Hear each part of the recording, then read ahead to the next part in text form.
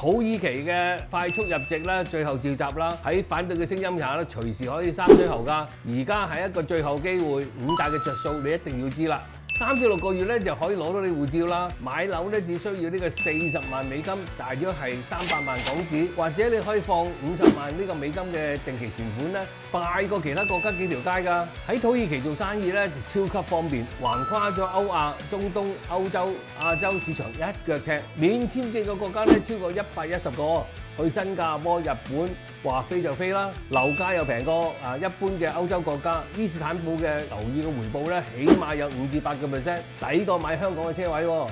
全家人咧可以一齊申請嘅喎，老婆同埋未夠18歲嘅仔女咧都可以成功入籍。點解而家要快啲申請啊？2018年啊嘅門檻咧減低咗之後咧，總共有成2萬幾人咧一齊湧入去申請。土耳其政府咧就想截龍㗎啦，隨時可以 cut 申請啊！即 DM 查詢申請嘅詳情啦。